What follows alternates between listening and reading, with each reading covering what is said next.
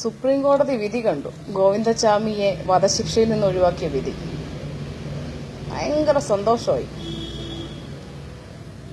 ആളൂരിനെ പോലൊരു വക്കീലും ഇതുപോലെ ഒരു സുപ്രീം കോടതി ജഡ്ജിയും ഉണ്ടെന്നുണ്ടെങ്കിൽ ഈ നാട്ടിൽ ഏത് പെണ്ണുങ്ങളെയും ആർക്ക് വേണമെങ്കിലും ബലാത്സംഗം ചെയ്ത് കൊല്ലാം. ഒരൊറ്റക്കയ്യന് പോലും കീഴ്പ്പെടുത്തി കൊല്ലാവുന്ന തരത്തില് ഒരു ഭിക്ഷക്കാരന് പോലും രക്ഷപ്പെട്ടു പോകാൻ പറ്റുന്ന നിയമവ്യവസ്ഥിതികളുള്ള ഈ നാട്ടില് ഒരു പട്ടിയോ പശുവോ ഒക്കെ ആയിട്ട് ജനിക്കുന്നതായിരുന്നു നല്ലത്. ഇനിയിപ്പോ ഇവിടുത്തെ പെണ്ണുങ്ങളും മുഴുവൻ, ലോകത്തുള്ള പെണ്ണുങ്ങളും മുഴുവൻ അരയ്ക്കൊരു കത്തിയൊക്കെ വെച്ചിട്ട് നടക്കാം, വരുന്നവനെയൊക്കെ കുത്തിക്കൊല്ലാം. അല്ലാതെ ഈ നിയമവ്യവസ്ഥകൾ കൊണ്ട് എന്തെങ്കിലും ഒരു പ്രയോജനമുള്ളതായിട്ട് എനിക്ക് തോന്നുന്നില്ല. എന്തിനാ ഇവനെ പോലെയുള്ളവനെയൊക്കെ ഈ നാട്ടിൽ ഇങ്ങനെ ജീവിപ്പിക്കാൻ വിട്ടേക്കുന്നേ? എന്ത് കാര്യത്തിനാണ് ഇവനെയൊക്കെ ജയിലിലിട്ട് തീറ്റ കൊടുക്കുന്നത്?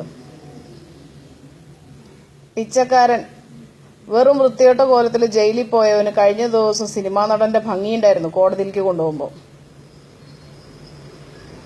ഡൽഹി കൊലപാതകം, അവന് തയ്യൽ മെഷീനും 10,000 രൂപയും കൊടുത്ത് സർക്കാർ സംരക്ഷിച്ചു. സൗമ്യ കൊലപാതകം, സുപ്രീം കോടതിയിൽ വരെ അവന് വേണ്ടിയിട്ട് വാദിച്ച് ജയിപ്പിച്ച് നല്ല വൃത്തിയാക്കി അവനെ ഇറക്കിക്കൊണ്ട് വന്നിട്ടുണ്ട്.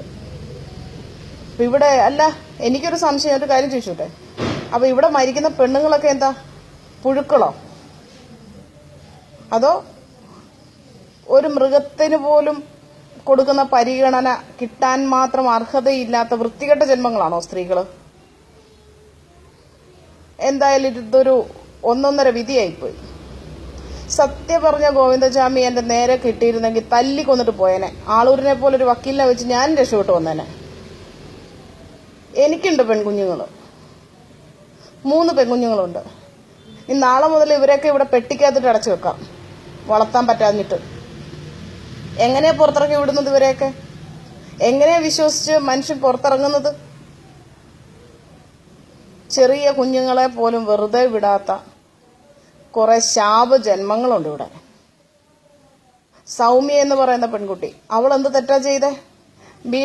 ഈ പറയുന്ന ആളുകൾ പറയും ബലാത്സംഗം ചെയ്ത് കൊല്ലുന്ന, ഡ്രസ്സിങ് മോശമായിരുന്നു, അപ്പിയറൻസ് മോശമായിരുന്നു, പെരുമാറ്റം മോശമായിരുന്നു. സൗമ്യക്ക് എന്തായിരുന്നു കുഴപ്പം?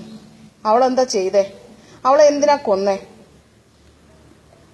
ഒന്നിനും ആർക്കും ഒരു ഉത്തരവില്ല.